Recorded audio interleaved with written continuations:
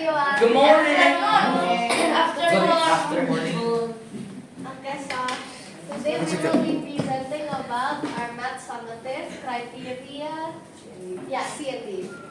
About chapter 5 and 6. Chapter 5 being quadratic function and graphs. And then chapter 6 being algebraic fraction and formulae.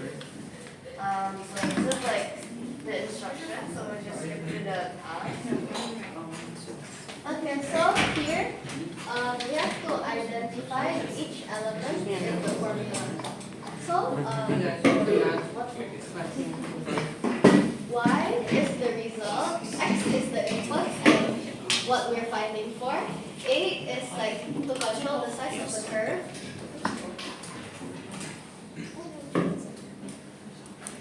Yeah, we're using the quadratic formula by the way. And then A is to control the size of the curve. B is for the affects the position of the curve, and C is the y-intercept of the curve. And then number 2, there is usage who formulated the formula and its real-world application. So the one who formulated the quadratic equation is Muhammad ibn Musa al-Khawarizmi. So technically, if you guys saw Joachim and William's group slides, It's research, not real. yeah, but like if you guys saw the slides, it said it was invented in 1594 Yeah. by another person, but that person only took the quadratic equation. But see here, Muhammad ibn Musa al-Khawarizmi actually formulated the quadratic equation in like a revolutionary book talking about quadratic equation during the 6th century. And the real world application. Okay, so a quadratic equation, it can help with like business stuff.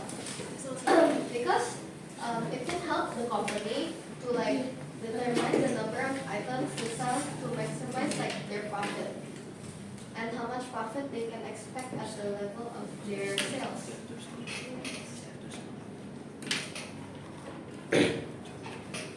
Okay. So the next number is to change the subject of the formula to solve for a different variable. So it's the quadratic equation is y equal ax squared plus bx plus c. So you have to swap it. So you put ax squared in like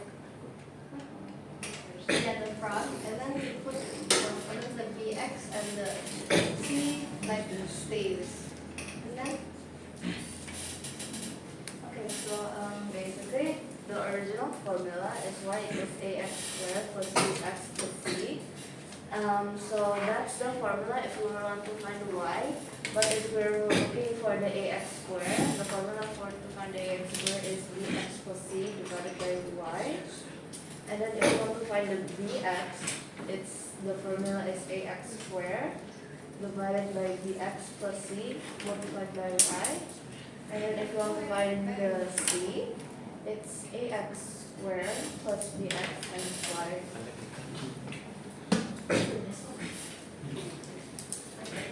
So this is the quadratic curve exploration. So another real-world example of quadratic curve is that in architecture, they use two ways of using the quadratic curve. One is for drawing or sketching a bridge, or the other one in the industry of sport, they use the quadratic curve to calculate the distance for the hoop and the basketball in the basketball field. And then this are this.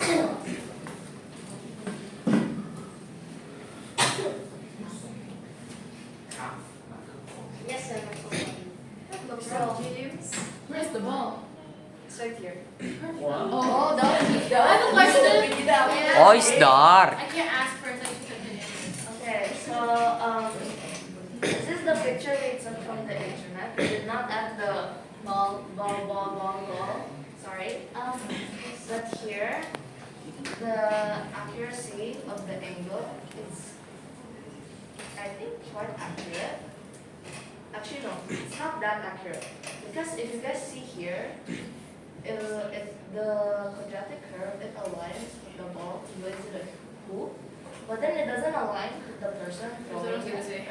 Yeah. But it like Oh, yeah. bumps the ball. Yeah, it's too high. Yeah. Too high. I was like, that's the closest I could get it. Because if I align this quadratic curve Then it's with like the here. person and the ball, it's gonna go here or So like basically here. the theory is wrong. Yeah. But then here, and here we have the A as negative 0.01, and then the B as negative 0.4, and then the C as 32.7. So the so what the wait so the value of A in this quadratic curve is explaining it's just like this size. Like so like if it's okay, I put it in negative here. But basically if it's negative, it's gonna go down like this. And then if it's a bigger number in the negative, it's gonna be thinner. This one's only reaching negative 0.5. Put it to this, like Yeah. here, it will become kind of fast. Yeah, bigger. Yeah. And then so if the A is 0, it's gonna be a straight line. So this is almost like the size.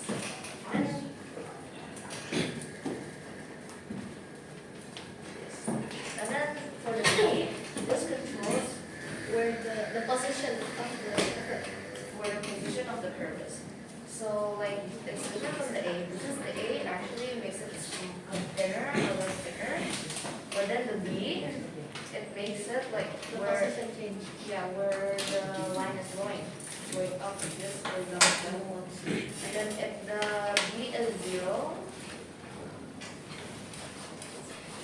if the B is 0, it will be something like this. So basically, yeah. And then the C is actually where the Y intercepts is. This is where the Y is. So like, if the C is 10, that means the Y intercept is here is 0. 0.10, and then if the C is here, then the Y intercept will be a bit higher. Okay. The degree of the accuracy of our results for I'd say that it was like around 85 to 90% accurate because like the results previously it wasn't like super accurate. Because the ball was like over the guy's head. Yeah. And then a reflection. I have nothing bad to say. Yeah. It's not a reflection. Like he's like Okay. So me and Sherly, she couldn't go to my house to discuss because her mom said no. So we had to do it through chat. And it was Kind of difficult. hard. It was difficult. Yeah. But then we Solved overcome it. it. okay then. Okay. Right, let's decide. Class group today or Wednesday? Wednesday. When? Wednesday. Yeah, Wednesday. Wednesday? Anyone against that? Nah. I am for that. But fix yours. Sir.